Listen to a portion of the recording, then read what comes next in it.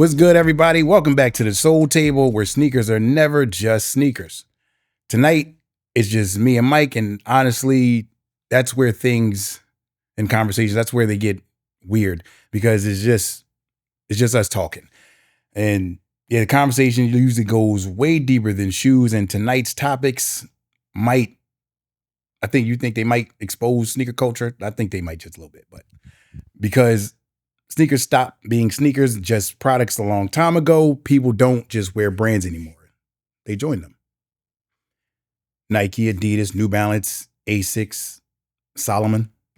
These brands have become identity systems, communities, personalities, and basically entire tribes. And the craziest part about all this is most people don't even realize how emotionally attached they are to what's on their feet. People just defend their sneaker brands like family members now.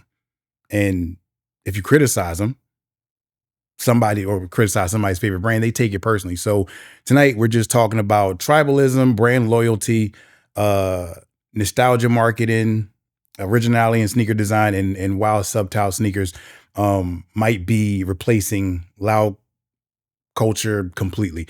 So this is the Soul Table. Mike, talk to him.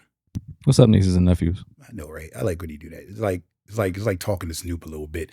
How was your weeks going? Everything is good, Got done. We just rolled out a few episodes, right? Yeah. Last one with Christina was really good. Yes. Shout out to Christina Wise. Shout out to her and the Grindhouse family opening up their. That was a nice space. event. Yeah, bro. It was a good event. Yep. Like high ceilings, horse divers, hors d'oeuvres for the people. Horse hors d'oeuvres. Yeah, I'll be messing that word up, but like it was nice. Like it was well. And we ran into a lot of people, a lot of friends, a lot of our constituents in the culture, and it was like a real good culture event. Shout out to Grindhouse and Christina Wise for having us. Thank you. We definitely appreciate that. But before we like really get into it, you know how we got to do it. Mike, what do you got on? Because I've been checking out this duck camo that you got on. Like, that is duck camo, right? It is. Yeah, it is duck camo. I didn't know ducks was camouflage. That's why I'm. I actually got this from the Army Navy store, and then I got it. I tailored it. Well, I got somebody to tailor it to fit myself, and then I put in the boot blouses myself too. So. You said the what? The boot blouses, the strings at the bottom. You know what boot blouses are. The fact that you know what boot blouses are is, I'm not saying that you shouldn't. I'm just shocked that you put them in yourself. You. Air Max 95 neons. Big bubbles. Shirt from Rent Free. Okay. Hat from probably Lids. I think I got it from Lids. Oh, you ain't Hold Down Hat Club? No. They don't sponsor us, so. You're right. We'll get on that. Yeah. Well, today, I got on a Mac Miller hoodie. It was a long sleeve. I made it short. I don't know why I got a thing for short sleeve hoodies, but I got one.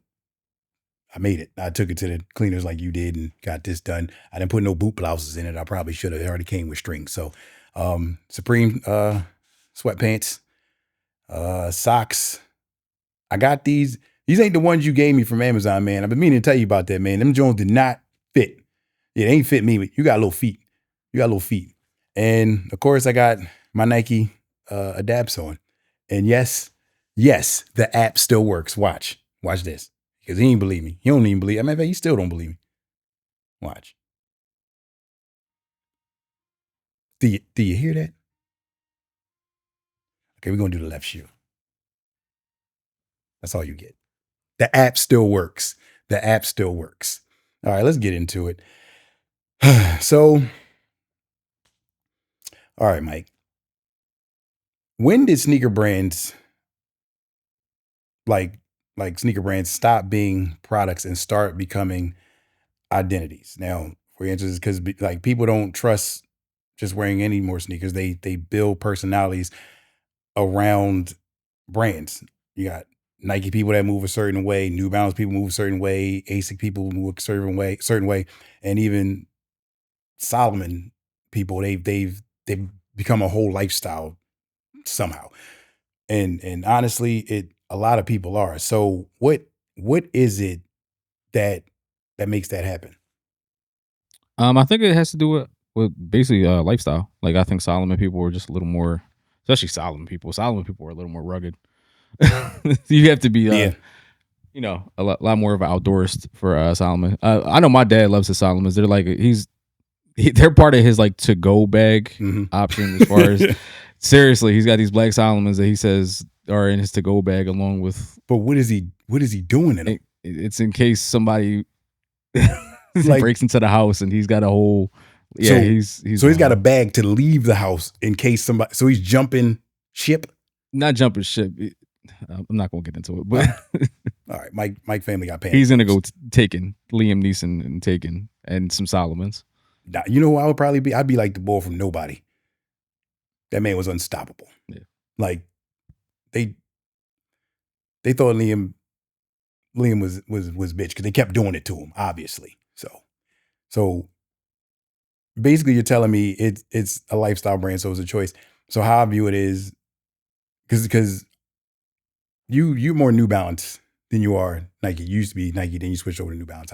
I'm still Nike, obviously. And today's youth, they don't really care because they'll take, some Adidas pants, right, and put them on with New Balance shoes and a Lululemon hoodie, and then call it a day. And in worst case, like as a parent and as an older parent, you tend to look at them like, yo, what are you doing? Right? You'd be like, you're not matching. And they'd be like, yes, I am. It's all black. Like, no, it's cross contamination. It is. It's like it's like cooking chicken and pork at the same time. You can't. You need a separate grill. That's how I view it. But for them, for people that defend these brands to the core, like, where does that necessarily come from? Outside of, just you choosing a lifestyle brand. Like, how do you really get into that? Because people nowadays, they really, like, people don't even like buy sneakers anymore because they genuinely like them. They buy them because they align with them. And like when you're a part of a tribe, you kind of feel like, or when you're trying to become a part of a tribe, you're trying to feel like you belong all the time. So I think that's probably why Nike fans defend Nike like it's an actual person. More so, I'll say more so go to war, because you know it just as well as I do. You talk to somebody, particularly about like Adidas, Nike, I'll even just throw out clothing brands, Polo and Gucci. They will defend that for hours. Like, you could be at work, you can talk to them for 20 minutes about it, leave, come back, and they still on that subject. You see them a couple days later, oh, here you go, you still wearing it, and then is because you're not a part of their tribe. Why is that so necessary, though? I can't understand why that's so necessary. I think people just like to pick a side. That's what with sports teams, everything else. It's just doesn't matter. Political parties, sports teams, rappers, no, Drake, that's Kendrick, different. You know what I mean? Right, but that's different. That's just fun in the sport because they're actually giving you something. You up here defending these billion-dollar companies and taking it personally. You get what I'm saying? I'm not saying haul off and just start wearing like Wranglers or something like that and try to defend that up against Gucci, but you like what you like. And I totally get that. So I will never be the person to come up to anybody and be like, yo, them Jones whack. Because for a long time, let's face the reality. I'm not saying nobody was, but Saucony was putting out a lot of things over the years.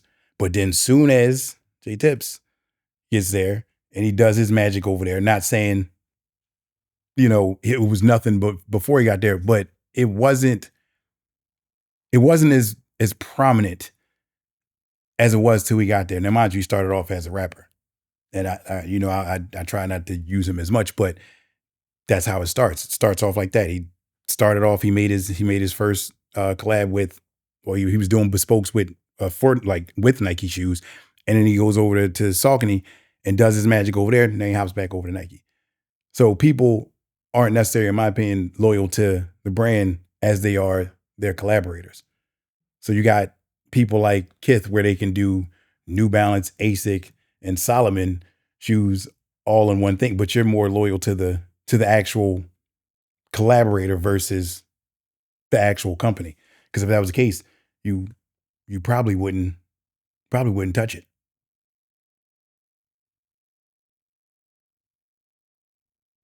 I think I won. Turn them up. So, why do you think sneaker criticism feels so personal to people now? Like, has sneaker culture become more of an affiliation, or more of an affiliation than individuality? Because how I view it, I think the reason why people defend sneaker criticism is because people don't like to be told what they should like blatantly, or what's good for them blatantly. People, while people want to think they have their own minds, like I'm often thought with this. I'm sitting with this thought of that scene on The Devil Wears Prada where the I forgot her name, but the main character, she's up there and she's looking around. She's like, everybody's up here. They're so worried about fashion and stuff like that. And he literally turns to her, is like, no, you wear what you wear because we told you what to wear. You think you put this blue dress on with this yellow skirt and this, and you thought you did that on your own, not realizing that all this stuff started here, right? So when you take it personally because you think you're doing it on your own, that's just how I feel, only based off of that, because that is real. Because we tend to move with colors of the season. So without you knowing, subconsciously, you're being told what colors are the end colors this year. So if somebody next year says, oh, the end color is going to be pink, and you start seeing all these pink things, pink materials and items come out, shoes, pants, socks, you might not realize it, but you might not put the pink shirt on, but you might have pink in your shirt. You might have pink socks on. You might have pink shoes on, or infrared, whatever the colors is chosen. I think people defend their affiliations and their individuality. They defend both of them simultaneously based off the fact that I like this brand, I chose it, and I chose it because I want to be different, but that doesn't exist. Yeah, I mean, I agree. Even down to Easter colors, like pastels and everything else, fall colors down to the neutrals and the browns and everything else. I think, but you always have like you said, the one color that kind of gets passed off, like, hey, like this is going to be the navies are in this year, or the or a long time when Kanye was doing the Yeezy stuff, all the neutrals were in. All the neutrals, yep. So you got somebody like you said, J Tips, who started to bring color back and everything, and then I was just like, now you can wear the pinks and the greens and the blues and everything else, especially with the Savior hats, how we just kind of mix and matches everything. And he took it back to the pinwheels for a couple of those collabs. And I think also too, because social media has turned sneaker culture into identity performance. So people don't want to necessarily stand out, but they want to fit right into like aesthetic groups. So it's like when they're trying to fit into these groups, it's like they're trying to stand out but stand in, because you always tend to copy what you see, or emulate, take from, and try to enhance and make it your own. And in some cases, it always works. So right now we got the wide leg fad out, right? And who's the dude that was up there talking about something? He started the movement. It wasn't DDG, was it? The what movement? Like the baggy clothes movement. I really don't know. It was one of them rap artists, one of them young boys, and YNs, if you want to call them that. But when he said it, Mike Epps replied, bro, we've been wearing this. This is our stuff. We was out here with the track suits, the baggy clothes, the velour sweatsuits, with the do-rags on, with the bandana and the headbands on, with the short, the knickers or whatever pants that we used to wear. And by him saying that, it was like, I hear you. I understand that. And I identify with that, because a lot of this culture isn't geared towards the new breeds. It's still geared towards us. We still keep that sway, but we just pass it off and they take it. And that's totally fine. But you kind of then get stuck with certain brands, like that AP release where everybody thought they was gonna get the watch. thought they was gonna get the wristwatch, and they got the pocket watch, and that got me to thinking. It was like, what brand do you think currently has the strongest community? It'd probably be Nike.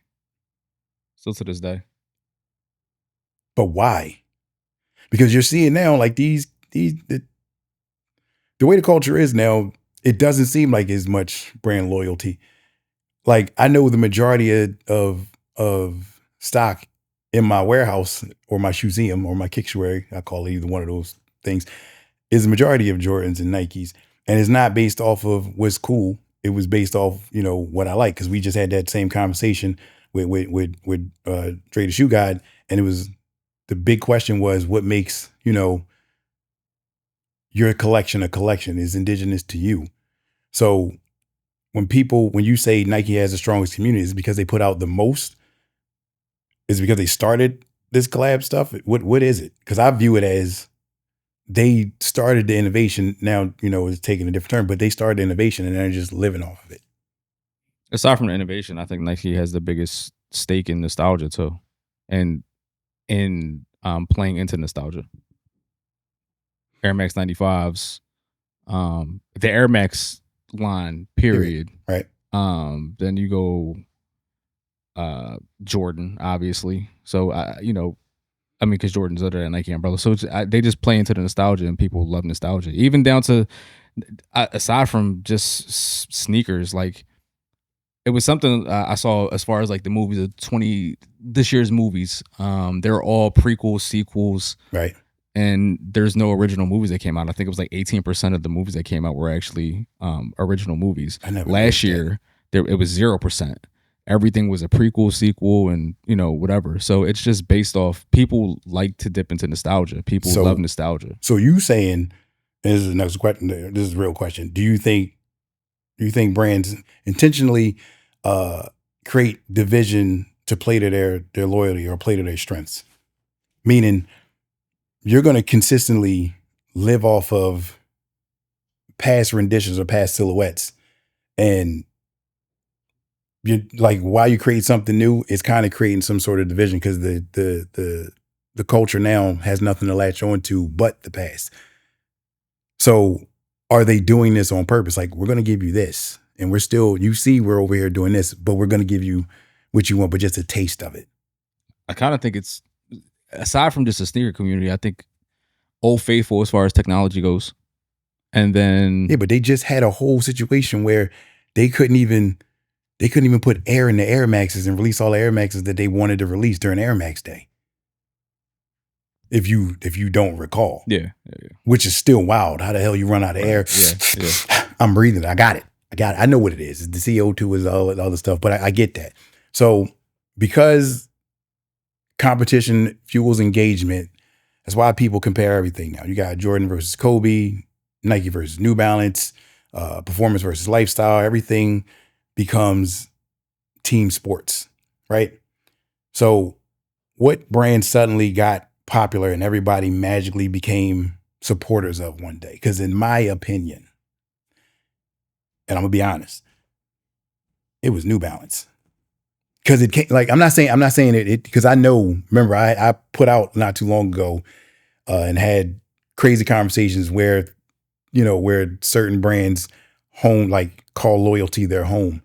Because I remember I said New Balance was a Philly thing, and everybody was like, New Balance is a DC thing, which I still believe it. I know it's a DC thing. I'm not going to say it's not.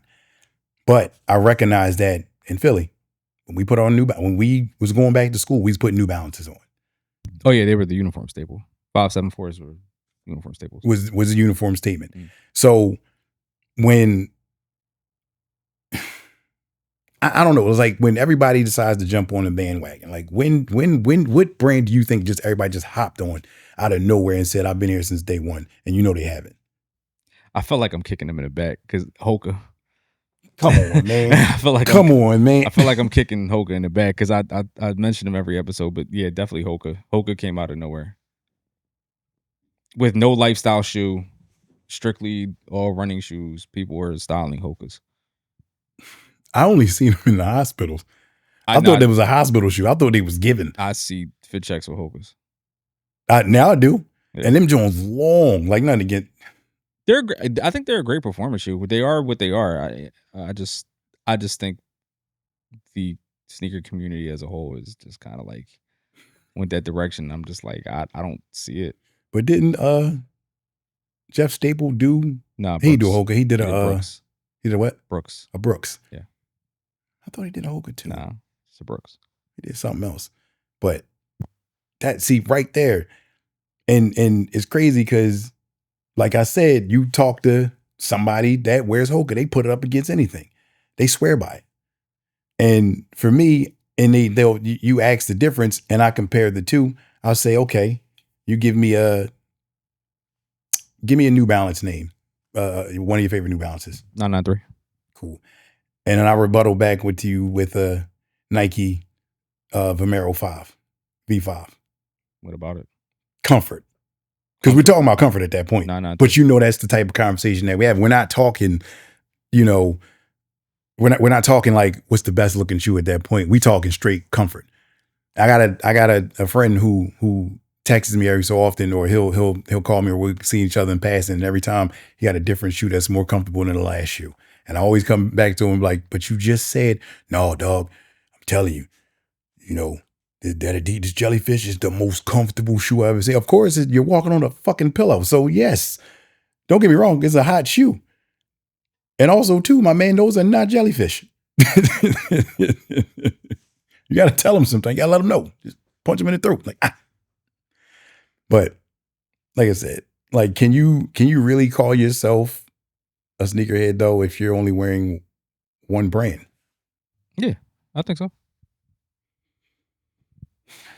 We might butt heads. I think with I don't like term sneakerhead, and I love to be. I call myself a connoisseur, but I think if you call yourself a sneakerhead, you can call yourself a Nike head.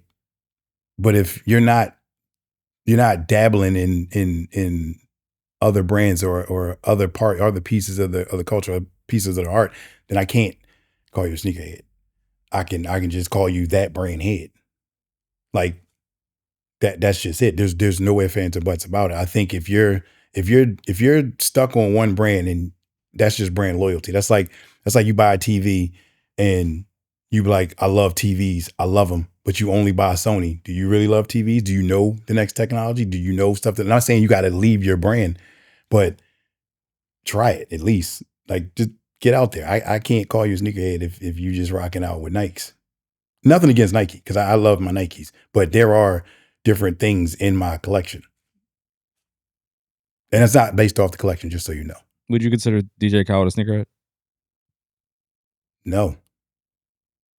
Okay. I consider him a mascot. About Fat Joe? Yeah, because he pays respect to other brands. He doesn't wear other brands though. He does Nike and Jordan. All right. You won that. Cool. No. You said Nike and Jordan, right? Even though Jordan is still a subsidiary of Nike. I get that. Yeah.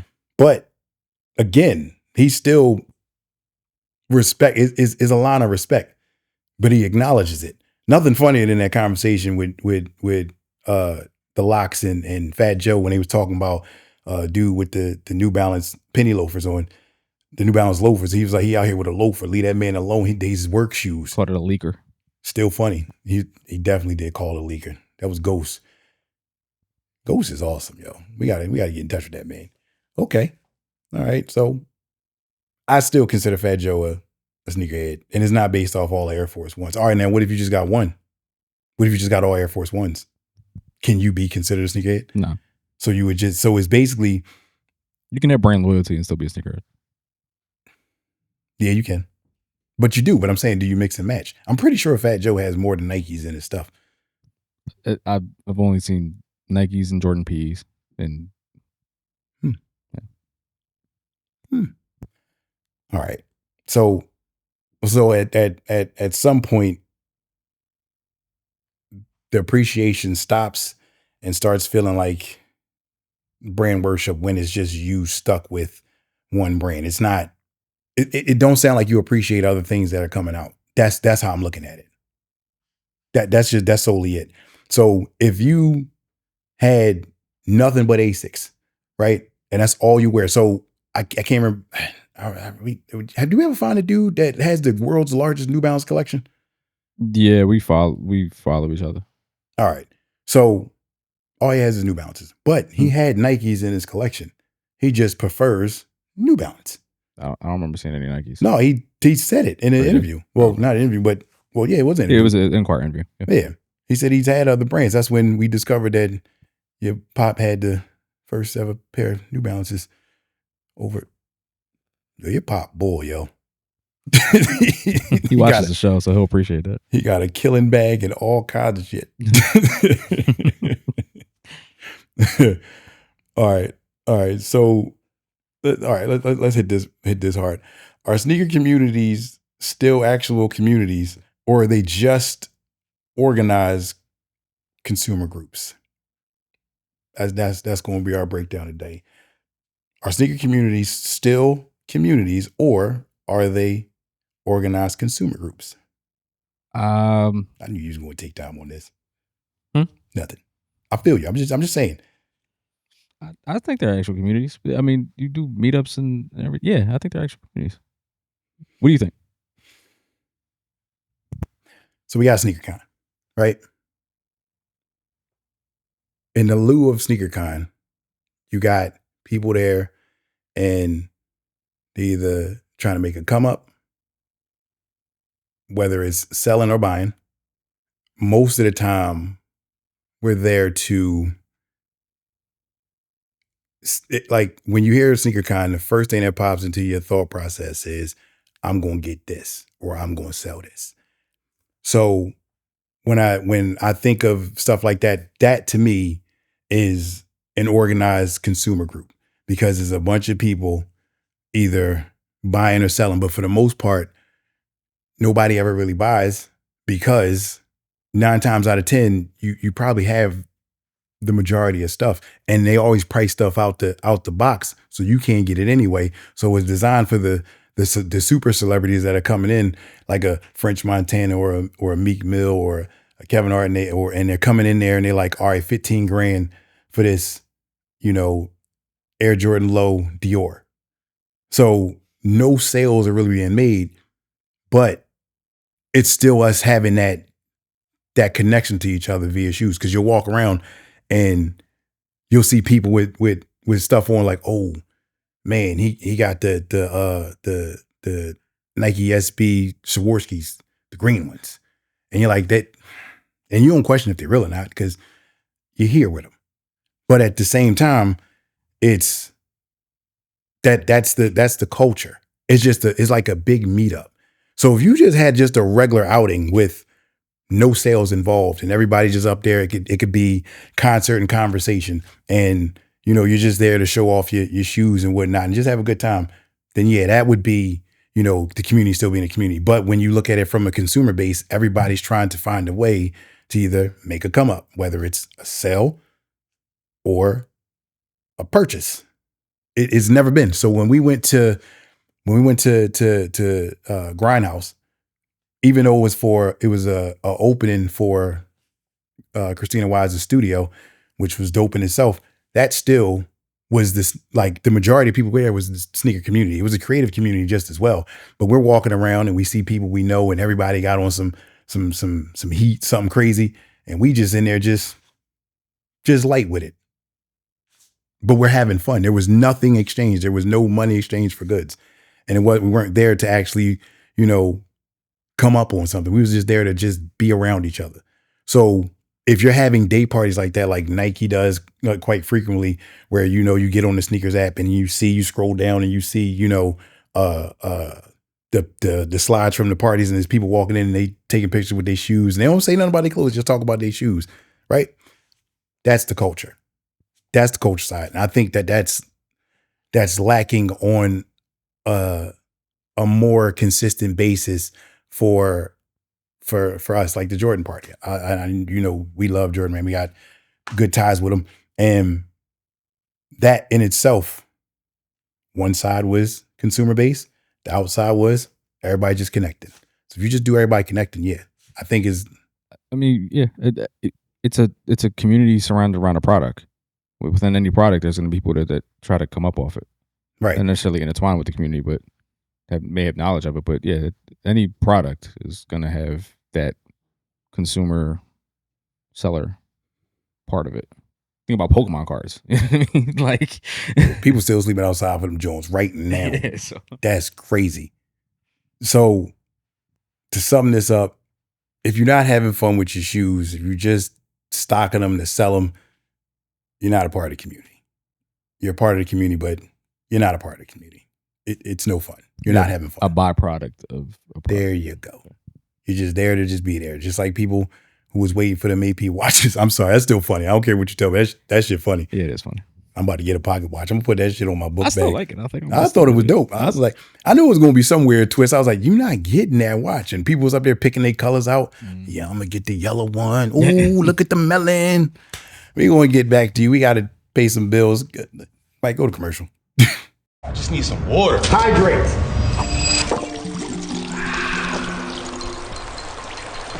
Yo, I ain't even gonna lie.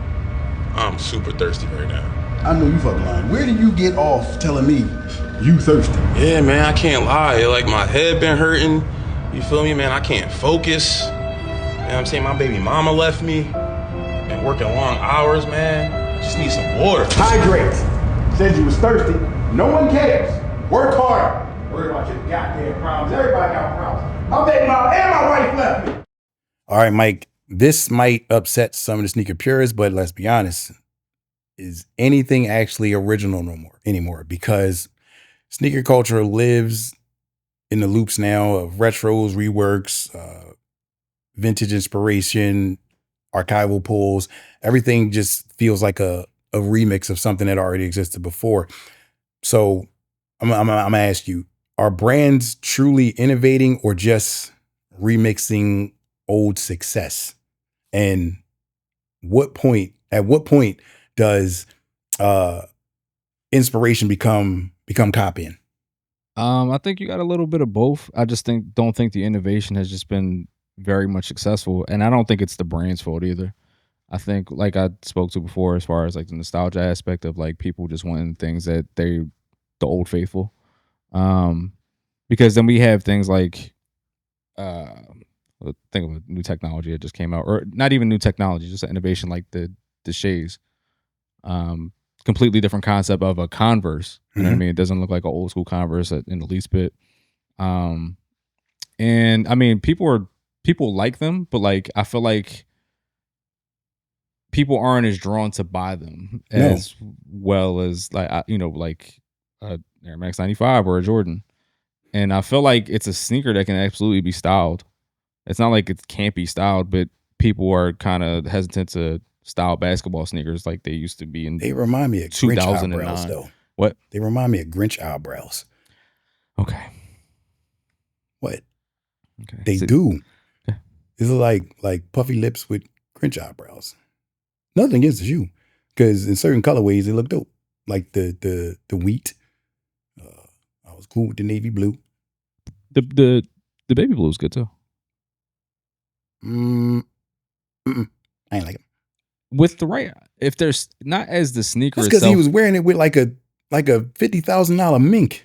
If it's styled right, it's a sneaker that you can't mess that up if you got a $50K coat on. It's damn near impossible. Just pointing that out. And and a couple chains, I look fantastic. Just saying. So how I look at it like this? I look at it like, are brands, truly innovating or just, remixing old success? I think you have to, because you still have to please the older generation. Now, you're not out here making Converse weapons, in different colorways and naming them after players. That was definitely wrong, but you got to start somewhere. And I think when it came to, I'm gonna throw some shots now. Nike, for all intent and purpose, quit when the going got tough with the auto adapt. So if they would have kept doing that, they could have obviously made the the technology smaller and smaller and smaller. Because I believe the only like the one that looked probably the most difficult to wear was probably the Jordan 11. It was white and it had the infrared with the black auto ties, and that was hard to get into because it was such a high shoe, and it's a more sleek profile shoe with a lower bottom, and it doesn't require that much. So if you could try to get that to that, and which I believe they could if they would have kept going. I think a lot of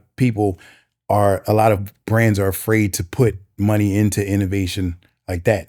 Like they had an app for it. You could even go as far as to talk through, your AI apps like Siri and say, "Hey Siri, tie my shoes. Hey Alexa, untie my shoes." Whatever. But that was when they were at their most creating and being innovative, but still going back and touching the retros. That's fine too. But the problem with that is when you start combining the retros, when you start mutting them up, and that's one thing we don't necessarily see from other brands like New Balance, Asics. Like I've never seen them redo the Kill Bill ASIC any other way than what they made it originally. And that makes it more nostalgic. That makes you want to get it because it's consistent every time. So the problem with Nike is they'll make you something, but it's always something different about it. So it's like, we'll go back with the Jordan 1, 85, higher collar, 94, lower collar, 2001, wider, shit like that. And it's never true to the same. If it's the consistent same way every single time, then you can bring that shoe out time and time again. You ain't even got to have a rollout for that. And I think that's where a lot of, if it's just talking about Nike for this one, where they go wrong. But then you get these new companies like Solomon and make these mountain climbing shoes that look like regular shoes. And then you got the shoes, I don't even know the names of these shoes with the segregated feet. Remember the day I saw Triple H with them on at the gym and you ain't believe me? Cool. I lifted weights with Triple H. Triple H, that happened. So even in that light, it's still consistent. So as long as it's consistent, you don't have to worry about being truly innovative, but it don't hurt to try. Once you're on that track, stay on it. And I think we put too much pressure on Nike because, like you said, they're the leading brand. No matter which way you screw in the light bulb, they are the standard. So whenever they're doing something, we're expecting them to do it first. So any other company that hauls off and does it, you kind of treading water differently. That's just how I see it. So because sneaker culture calls everything inspired by now, what do you think retro sneakers still can do in the culture? You think they can still dominate? Do consumers actually want innovation? Because every time brands try something new, people destroy it as soon as it hits the market. And that's what I was saying before. So how do you feel about that? Yeah, I mean, I think I've been saying that the nostalgia aspect, that people just want the same shoe. Right. But is it just us? Because the youth don't want the same shoe. So when they released the Foamposite Galaxies, we expected them to hit the lid. They didn't sit, but they didn't sell out fast. And when they did sell out, it was to our generation. So what is the innovation that people are actually looking for is the real question. Seriously. I think they're looking for a level of comfort to where their feet don't have to move. What do you mean? I don't know, man. Look, all I know is I was watching Fifth Element the other day, and the lady that was singing, the blue lady that was like this, right? When she walked, she ain't move. She just glid the fuck out. So if you could find a way without making them Heelys, and I ain't got to move my feet. Don't knock Heelys. Don't knock Heelys. I'm not. Usher made them Jones hot as shit. Okay. Like, you remember when you first seen him pop up, he's like, oh, what are those? Like, not like what are those, but we got to get. And then you seen somebody have them on, you was like, I hope he hit a rock. They banned him in school. He did. I think somebody wore them. I was in high school. Somebody wore them in school. They was like, nope, take them off. I don't think people want innovation at all, to be honest with you. Like I said, unless it's for comfort.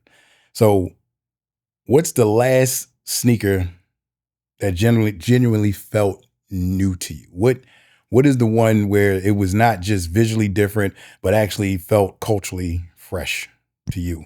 Depths. Nike Depths. The Nike Depths? Mm-hmm. That whole line. The BB line, all of it. So did that feel more nostalgic or just what you wanted? Oh no, it felt like a brand new show. It felt futuristic. It reminded me. Oh, actually, you know what? I mean, well, I can't really say the Air Mags because technically the Air Mags were nostalgic, but I think the idea behind the Air Mags, the technology behind the Air Mags, was what felt brand new. I thought you couldn't have told me at this point in 2026 we wouldn't have been like every shoe wouldn't have been self-lacing. Yeah, I'm still stewing over that. I'm serious. Just put your foot in and go sit. You're like, yes. Or at least the coat that shrank. Something, dry off. Something, or at least the magnetic hoverboard. We should at least have that. We got FaceTime. I'll take that. Yeah. We got holograms. I'll take that too. However, I would really much like a hoverboard. Not the one with the wheels. I want the Mattel, the pink one. It ain't gotta be pink. It's just one of those.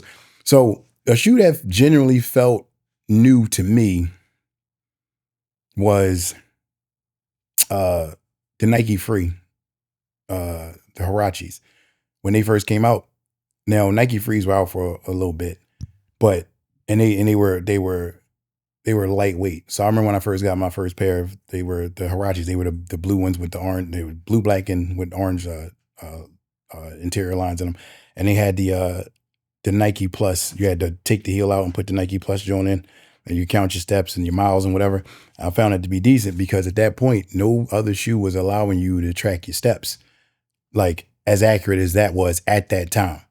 So then you get those, and I'm like, these are, and they're bending and contorting with my feet. That to me felt like new innovation, and it was one of the first shoes where I took it out. When I took it out of the box, I was like, these is different. And everybody was like, they low key hated on me for them until they started buying them and they started making different like Nike Frees. They wasn't using the Huarache top from like the early 90s where they mixed breeded them. They just was still dope. So then right after that, for me again, the Vomero Fravs, they're like they're neck and neck in the same world as me. And here's why. The Nike Free feels like a fucking sandal on your feet. I don't know how you feel, but to me, it feels like a sandal. A legit sandal. Now, you got the Nike, the what's the slides called? What? Mines. Yeah, you got them. You didn't like them that much, right? Not that much is an understatement. I don't like them at all. But the crazy part is everybody believes in the new technology and the foot bumps and, it rehabs your feet and all that. But before that, we had Rejuvenex, right? Yeah. Everybody was on them. And I think at this point in time, I'm not saying they just making shit just to be making shit, but they're really aiming towards comfort because that's what people want. Yeah. So if you could find a way to keep comfort as the actual priority in any shoe, whether it's basketball, football, baseball, walking, track, bowling, golf, you're not going to have any problems. So have brands train customers to fear change is what I'm looking at, because nostalgia feels safer than creativity now? And be honest, like what is it? I think it's the exact opposite. I think nostalgia is a safety net. They have to release nostalgic items in order to. But not if that's all you're getting. That's fucking stupid. I mean, that's what. But they do release new technology. Everybody's just afraid of the new technology. The Nike Mine isn't just a slide. They made a sneaker too. Right. Granted, the technology is debunked and it's BS, but it's still new technology at the end of the day. So we had On Cloud, and then when they making shoes, On. Sorry, On. Yeah. I keep saying On Cloud. I was watching Roger Federer. You know, he's a part of that, Joe. So, in looking at On and what they did, and they made their shoes so light and so movable to your feet, and they went on ahead and started doing the 3D print shoes like the one time. I felt like people were more in tune with purchasing that because they were looking towards comfort. Because like I said, the majority of the time I see Hokas and I see Ons, I see them in the hospitals all the time. And I don't see trainers, I don't see Air Maxes, I don't see Jordans. And I've said this before, if I was a nurse, that would be, or a nurse or a teacher, my sneaks is going to be wild. I've seen them with a lot of like athleisure fits. Like athleisure is like a luxury athletic wear style of fashion. So I have seen them with like athleisure fits. But you be coming up with these words I ain't never heard before. That's what it's called. It's called I believe you. Yeah. But I ain't never heard that. Yeah. I'm not saying I'm old. I'm just telling you, I never athleisure. I'm going to say that somewhere. It's like wearing sweatpants to the opera. Hey, yo, we should do that. I'm not going to the opera. Why not? They doing Star Wars down at no? Is it because it's just music and you don't know how to, you gotta broaden your horizons, man. I almost said something wild. Pause. I'm saying pause because just the thought of knowing what I could have said, I'm getting better. I ain't gonna fall for the banana in the tailpipe. Pause. On clay. You know what I mean? Okay. All right. Sneakerheads complain about retros constantly, like while still buying every single retro release. So are consumers part of the problem? And are we entering an era where storytelling is more sought after than the actual design? Because now, you know, a sneaker can look average, but if the campaign and the narrative is emotionally catching, people call it fire. So, all right, so I'll tackle this. So for me, people are stuck with the nostalgia. Now, you know, I know I'm about to catch shit for this, but I'm all for it. You think you know where I'm gonna go with this? I have my own take, but go ahead. All right. Theoretically, Nigel Sylvester. I was just thinking that. That's crazy that you said that because I was just thinking that. So we going in together. Yeah. Let's die on this hill. Yeah. Nigel Sylvester's rollouts are second to absolutely nobody. They're incredible. Do you hear me? Second, right now, to nobody. He's number one. Top notch. Brick by brick twos. He had Jeezy out here modeling his clothes. Brick after brick. I'm sorry, brick. I thought it was brick by brick. Oh, it was brick after brick. Yeah. Yeah, it is. My bad. Brick by brick was the first one. Brick by brick is the first one. Sorry. Brick after brick is the I was going to break it down that way and I just lost track. But gotcha. Fuck it. At the end of the day, he's second to nobody. He had Jeezy modeling his clothing line in the bricks. First one. Stove God and Cello. Stove God made a song, right? Yep. Then he took it and dropped a brick on was it the Maybach or was it the BMW? No, it wasn't either. It was like an Accord, I think, or something like that. No, I don't think it was a Accord. I thought it was a BMW. Oh, maybe it was. I think it was a BMW. He dropped a brick on a BMW. Then he's going around doing his promo tour. He gives Fat Joe and he gives Kiss. By the way, Kiss, love the coffee. He gives them a pair. Didn't he give Obama a pair too? Could be. He gave some a producer a pair too. I can't remember. He's been doing the trail right. Mm. And in all this to say, all the brick after bricks are a pair of fire red 4s with a different back tab, or Mars Blackman 4s with a different tab, minus a little black. That's all it is with a Nike sign on the pinky toe.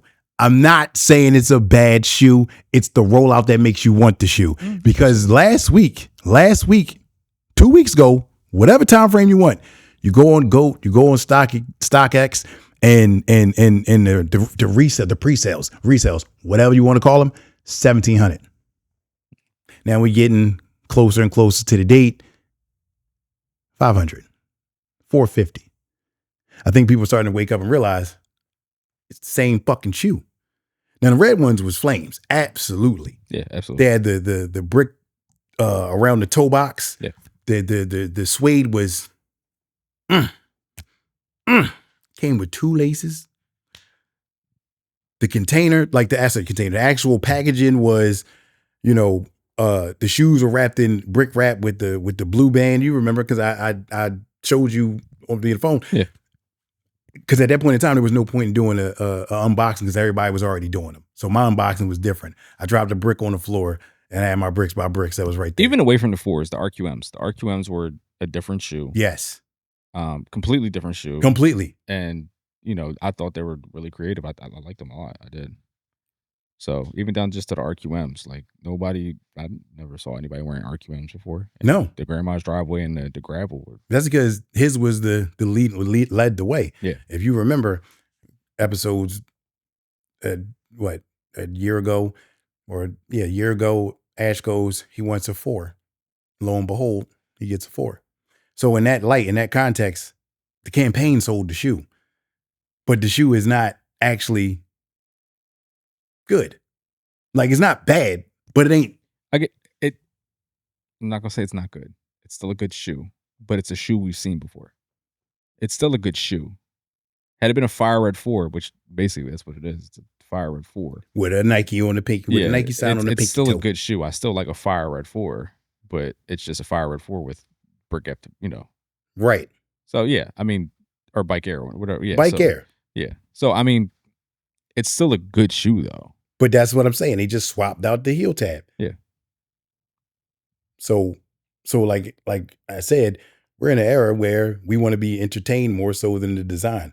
If you can roll out if you can roll out product, any type of product with that type of enthusiasm, you ain't got no choice but to want it because it's the hype behind it. That hype machine is crazy. So like, I remember Nike had like a bend slip-on shoe for older people. It was made by Jimmy Fallon. The design was from Jimmy Fallon. Jimmy Fallon took it to Nike and they made the shoe. I'm not saying he didn't get credit for it because he did, but he never really talked about it. Now just imagine if he hyped that up.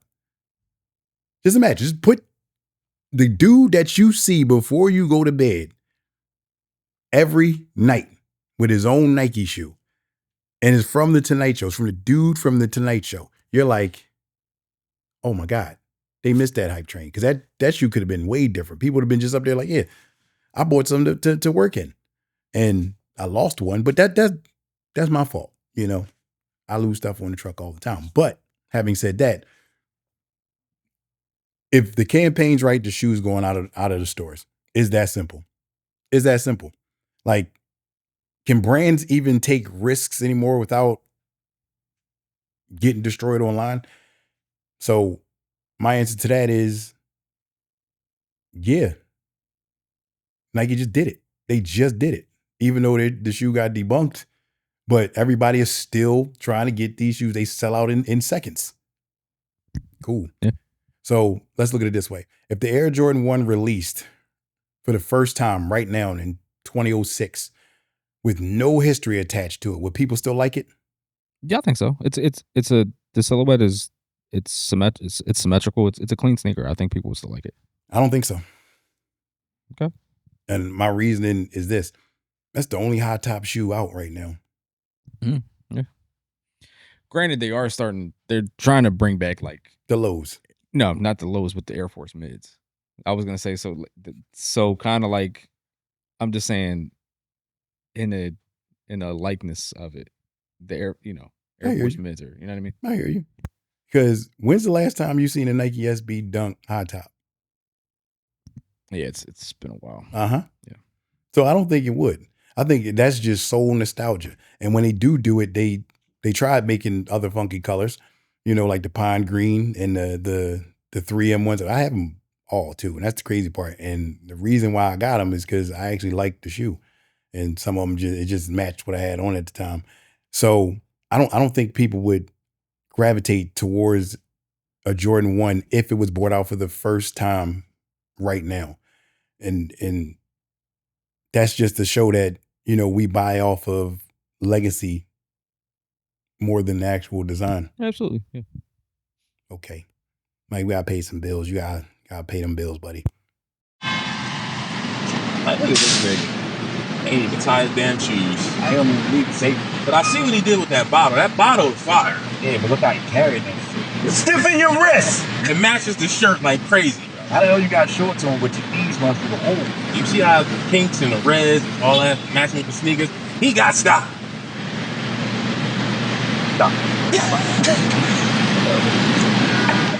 All right. So this trend right here changed sneaker culture completely because loud sneakers used to run everything. Bright colors, huge logos, crazy collabs, maximum attention. Now, people want to look effortless. So you got New Balance, Asics, Solomon, subtle color palettes. Now, they got like muted tones, comfort-driven design. So why are many people moving towards quieter sneakers? I think people are moving towards a more minimalist style of dressing. You think about Adidas Sambas, why they're so prominent, but they've been out for years though. They have been, but they're just getting popular within the past 2 years. Samba is one of the highest selling sneakers in the sneaker market, period. Mm-hmm. It might be the top selling sneaker, honestly. Shout out to my man Dan. So I'm just saying. He's a Samba king. He does Sambas in Samba. He does a Samba in Sambas. It's crazy. You should see it. He wears it with suits, everything. Fire gear, everything. That's a good show. He wore it to a funeral. You can do that. You can. No. It's my go-to as far as like on a night out. It's Samba's my go-to. I'm gonna attack that.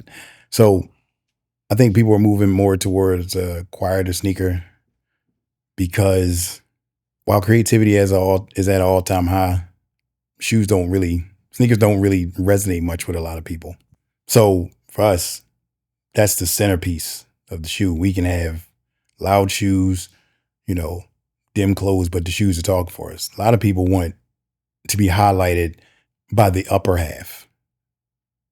So you'll see somebody with super wide leg pants or flare pants, which I've gotten into recently. I love flare pants. I already know that. But the shoe doesn't even resonate because you're like, well, the shoe's gonna get covered anyway, so it doesn't matter. And I come across that all the time. Some people do that all the time. Like I think the polar opposite to that.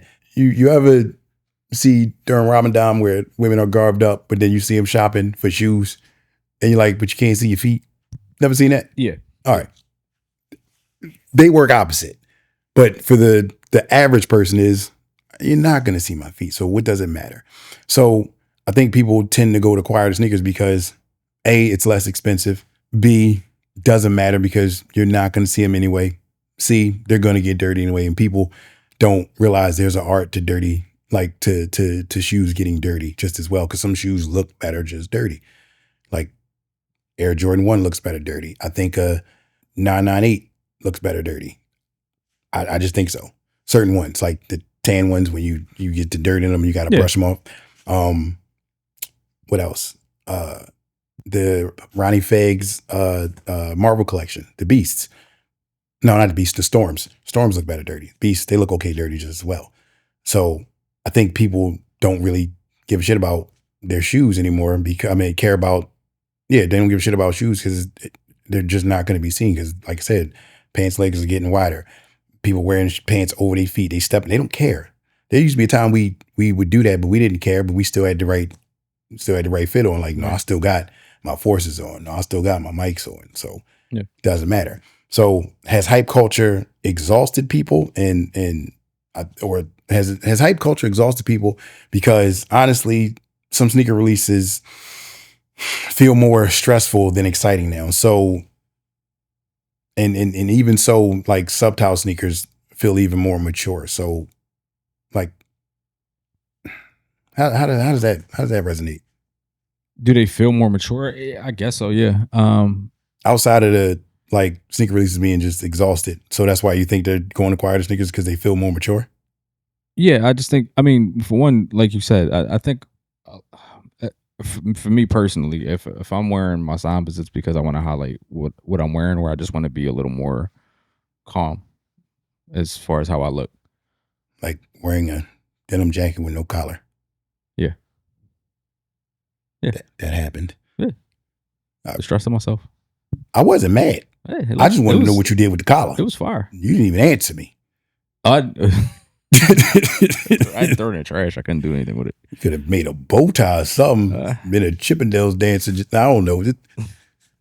All right. So I think sneaker releases are more stressful than exciting now, obviously, because you know if you're on certain apps, whether it's the Adidas app or the sneakers app, or if you're going on to the collaborators website, there's a strong chance you're not going to get them, right?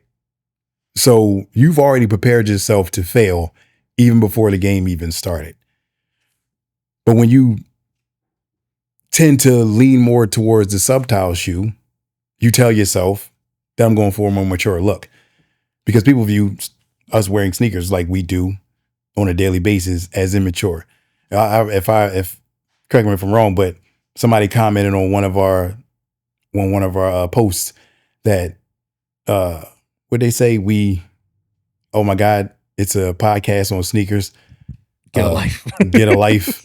And it was like, but you're here watching it. Not to mention, how did this make your algorithm exactly? What? No, I'm saying for you to view it. How did you stumble upon it? Exactly. But what made me more mad was when I go on your shit, you got a dude drinking beer, semi-naked, passing out, and that's funny. I don't know dude from a can of paint, but just knowing that that's what people don't understand the culture. So that's the outside. So when I see people and I hear people talk about like what we have on necessarily, it doesn't make me feel like I'm immature because I like sneakers. I like what I like. Yeah. I'm not a lush for it. And if I am, I'm a lush for something that's actually beneficial. I'm not running out here buying a bunch of alcohol and drinking it all up like, oh my God, I gotta have this bottle. Like I need this bottle of Armadale. If they ever bring that back out, I'm loading up. But I'm not sitting up here running to go get, the newest release from Polo or Gucci. Don't matter. You're spending the same money, whichever you're spending, but it's because it's a brand everybody has access to, where it's the problem for people. Because then you get those people that buy the high end shoes like Gucci, Louis Vuitton, Christian Dior, Christian Louboutin, and they say to you, man, Nikes, man, you gotta grow up, man. And you looking at them like, you gotta grow up. Because you spending this much on a shoe that's going to be there for a season. Meanwhile, I can go back into the archives, pull this right back out and get more attention than you did. If that's what I'm looking for. Correct me if I'm wrong, but that happens more often than it doesn't. Yeah. So it's the hate you give that makes people look at shoes as being immature. So when I hear that phrase, a more mature shoe or a more mature look, well, what's an immature look? This isn't immature. This is what we grew up with. This is our look. We don't look like our parents did when they were in their 30s and 40s and 50s. We're not going to look that way. We got better food, more vitamins. We exercise more. We stress less. We've sectionalized schools like, hey, you're either autistic or you're not. We got a lot to be thankful for that keeps us looking as youthful as we are. It's just making sure you don't hit the unk phase where you out here looking crazy with your, you know what I'm talking about, with your skinny jeans and you overmatching. You got the Bulls hat, Bulls jacket, Bulls socks. That's a lot going on there. Yeah. So I don't know. Like at some point, people wanting attention on their feet every second. When did clean become more important than loud? I wouldn't say it's more important than loud. I think there's a time and a place for you to quote unquote be loud. True. I just think people like to be safe. It all kind of like this merry-go-round is kind of merry-go-round right now, but like it goes back to nostalgia and just being safe. People go back to nostalgia because that's the safe bet. People like to be safe in what they wear. Right. My mom used to always say this, the basics never change. Right. Yeah. Yeah. To this day, I never believed her. Now, considering what you just said, there's a time and place for everything. Basics, they don't change, but they do bend. So for my mom, it was like your basics are your basics, but my basics are my basics. Yeah. They're never going to change. I think that phrase is always misused. The basics will never change for you. Wearing a 5-button suit, 3-piece 5-button suit, that's your basic. Yeah. So if I show up with a 2-button suit and she goes, no, that ain't it. The basics never change. You should have got at least an uneven number of buttons. I'm like, I don't need 3 buttons. I'm not Steve Harvey. I'm not trying to be out here, with verticalies, whalebone buttons. I don't care about none about that. But when it's time to be loud,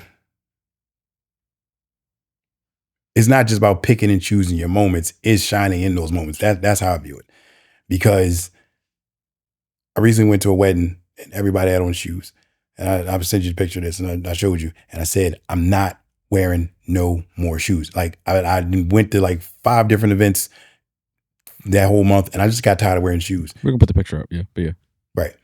So I said, I'm just going to go grab some Vans and keep it pushing. And I did. Now, normal me would have put on a low Jordan 1, or I could have put on I could have put a dunk on. I could have did a lot, but I stayed within the frame, but I still was loud though. So loud isn't just about the color frame or the thickness of the shoe. Is when I hear loud is where you're standing and how you amplify what you look like at that time. Different than the norm. Correct. Yeah. So that's why I don't understand, like, when people ask the question, like, are sneakerheads aging out of, flashy brands? Because now, minimalism seems premium. And you know what? Yeah, answer that. Because if from me, minimalism is not at a premium. Like, and I'll use one shoe as a minimalist approach, but still maximum, like still loud. The Bad Bunny Gazelles. Okay. What about? That's a loud shoe. Yeah.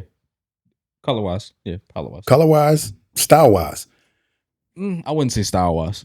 No, because if I put the white ones on, which I have, they stand out the most outside. Even though the sky blue ones and the green ones and the leather ones sick, and the orange ones, but the white ones stand out more to me is because people don't recognize the toe box because it slides off on a slant, so it makes you look down. If you look even closer, it's a double tongue. You can unbutton it, and on top of that, it's got Bad Bunny's logo on the inside. To understand, trying to be a minimalist and try to fuse the two of being flashy, I don't think that me being a sneaker connoisseur or sneakerhead, if you want to call me that, there's no way I'm going to be able to age out of that, because that's me personally. But for you, it might seem a little bit different. I think that's a fair, analyzation of saying it's never going to happen. Because when I'm 90, I'm still going to be trying to buy shoes. I just won't have them on my feet, though. I just buy them for my kids. Right. Okay. So, and this is going to be my last question, just in this one alone. Is comfort finally beating hype? Because for years, sneaker culture ignored comfortability completely. People suffered. I'm talking suffered for aesthetics. Now everybody is talking about cushion and wearability. Now, how do you view that? Because you got Asics, you got New Balance, you got On, you got who else you got? Give me one more. You said Asics, New Balance, Brooks. You can say Brooks because they have a lifestyle sneaker. Right. They're here for the comfort. Like, how do you see that? I think they've just adapted. I think they heard the complaints of, like, you even think about even going into outside of like regular lifestyle sneakers, but like go into Jordan where they started doing like SB4s and stuff Right. like that because the SB SBs are cushioning is just super comfortable. yeah, it's just a lot more comfortable. My SBs still made my feet hurt a little bit, my Jordan 4s, because of the rubber band. I mean the elastic that's inside the tongue and the fatter tongue. Right. All right. So we got to size up, but go ahead. I couldn't even do it. So it was like, so basically you're telling me right now that New Balance and Asics, they shifted the market. Like, what does that do for like other companies? I don't want to say little other companies like Solomon. Like, what does that say about their modern fashion? Well, the difference between Asics and New Balance is they actually dipped into creating with luxury collaborators and using luxury materials. So like, even though like House Studios, for example, did a couple Asics and they use premium suede, right, with sometimes a bootlace for a couple models. And then the pilots were like emeralds and browns, and, you know what I mean? They had leather tabs, so like they kind of dipped into that. New Balance, obviously luxury goods all the time. They use luxury materials all the time. But like as opposed to like Brooks, and not that I'm not knocking Brooks at all, but like Brooks hasn't been able. They tried to do it with Jeff Staple, but Jeff Staple isn't really like a luxury brand. He's a streetwear. He's streetwear, right? Yeah. But you know, once you get into more designer type of collaborators, then they'll be able to do it, I guess. But I think that's kind of where they flourished as far as like the route they went. Even Saucony did the same thing. They did. Doing like stuff with colors.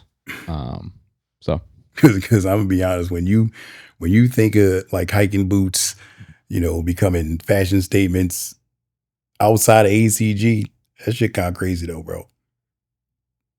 Yeah. Yeah. Just like when you sitting like, yeah, but Solomon hasn't been able to do that just yet. So not yet. All right, so I'll make this the last one. So, are we entering the era of understanding flexing? Like flexing isn't the goal anymore. Because you ever really noticed that? What do you mean? So, what I've noticed is like, you know, these outside of these like special drops, I haven't really been seeing people like flexing like, oh, I got these like in terms of this. So, all right, I'll do it again. When we went to Grindhouse for the opening, somebody noticed what I had on my feet. I had on the Air Max Homecomings, TN Homecomings, or Air Max Plus, whatever you want to call them. And they were like, you got the Homecomings? Like, really? You just gonna put these on here? And you know me, that ain't my first thought. Ashley was like, so this is where you at? This is what you feel like doing? Like, if you know, you know. But for the most part, I felt like I just had a shoe on. Yeah. I didn't look at it as I'm flexing. Are we out of that mindset of flexing? Because if all right, so I'll frame it this way, and I'll make it a mega question. If the Yeezy Red Octobers dropped for the first time today, would sneaker culture talk down on them? Like, would people call them too loud, too flashy? You know, would they even like resort back to they 2010? They like passe. I mean, talking about Yeezy Red October drop for the first time, because the last red shoe we got was the Brick by Bricks. People in the beginning, they wasn't really on them until they seen who had them on. On top of that, we had a red shoe. Remember that red shoe phase? Yeah, Prestos. Yeah, they did Prestos. They did Roche runs. They did a bunch of stuff. Presto, Roche run. I think Air Force probably. I don't know why Air they Force. did Air Max. The Balenciaga Dope Boy shoes. Yeah, they did a bunch. Yeah. So if they came out Pradas, today, yeah. how would that look? Is Yeezy dropping them? No, not that I know of. No, I'm saying is if they drop today, and hypothetically, is Yeezy dropping them? If Yeezy were dropping them, of course, it would be a must grab. Yeah. Or if it's like a separate model? If it's just a separate model. No. Cool. Commercial. Hey, man. You told me you was outside 15 minutes ago, bro. First of all, no, 15 minutes is an hour in black people time. Okay? What is that, bro? A supplement bottle. A supplement, nigga. When did they come out with those? You out here just buying stuff, not telling the homies that they got all this new stuff coming out, picking me up late. What's good with you, man? I'm a good friend because you ungrateful. You ungrateful. You know what? You could be walking on SEPTA. You could be catching Uber. You could be spending a lot. You need to get a bike. Bro, where can I get the bottle? Like, where's my bottle? Petty man. You know I can't get the fuck out of this car. It's been 20 minutes to get in here. Dislocated my hip again. Trying to get the fuck back in here. You want a bottle? Here. Hey. Appreciate you, man. Yeah, I'm a good friend. I bought two. Listen, man, I don't care what they say about you. You right with me. You solid with me, man. I appreciate that. Appreciate it. All right, Mike, before we get out of here, let's talk about like what's next. Like what sneaker are you looking forward to dropping like in the near future? Even though we just kind of like shut it on a little bit, but brick after bricks. Like I still want them. I still want the sneaker. All right. I still want them. I couldn't even laugh because I was trying to have some form of decorum. It could be because I already got them, but it don't matter to me. For me, I'm still waiting on I'm in Air from Aero 5s. That's all I want. That's all I want to see. Yeah. That's it.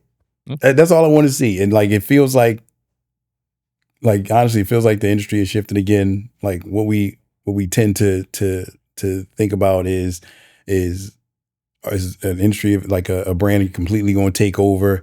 Like, you know, what people think is going to be a slept on sneak. Like we can, there's many a shoe that's going to be a slept on sneak, but that's obviously subjective to opinion, but that's all on you. Cause like hype is going to sell everything out just as well. So I ain't even going to stress on it. My one more question, Mike, before we get out of here, and then you got your closing quotes. What's your summer rotation looking like, bro? Seriously, I meant to ask you this the other day when we was on the phone because like I was going through my clothes shift and was like, "What's your summer rotation? What's yours?" So I got a couple Jordan lows. I got the bands recently. I'm gonna get the breads. And then I'll keep my Nigels in rotation too, just because I just like Chicago's. Because the bands are Chicago's, yeah. I'm sorry, my Chicago's. Well, I did get the bands, and then I'm gonna get the Chicago's too because they're on sale right now. So I hate you. Yeah, and then gonna keep it Air Max 95. What else? Oh, a couple of I don't even know what models they are, but the New Balance model just came out. Action Bronson just released the model, and then Joe Freshcoats released the same model. Yep. 18 something, but a couple of those models look pretty good. So. Okay. Well, mine's going to consist of Air Max 97 golf shoes because I'm playing golf. So are you. So you better cop up. Yeah. Also, my Soul Golf customs. I think I'm gonna mass produce those this year, and to make it even easier, the whole summer is going to be slides. My whole summer is going to be slides and Jordan 1 lows because I'm not. I wear highs in the winter. Actually, you know what? I'm gonna wear one pair of highs, and they're my AJ KOs. And okay, yeah, good show. Got those from like '85 too, and maybe my Jordan 11 IEs, the originals from '96. I'm still restoring them. The cobalt ones, the white ones, right? With the cobalt sign. Yeah, I'm still restoring those right now. Yeah, I'm video coming soon.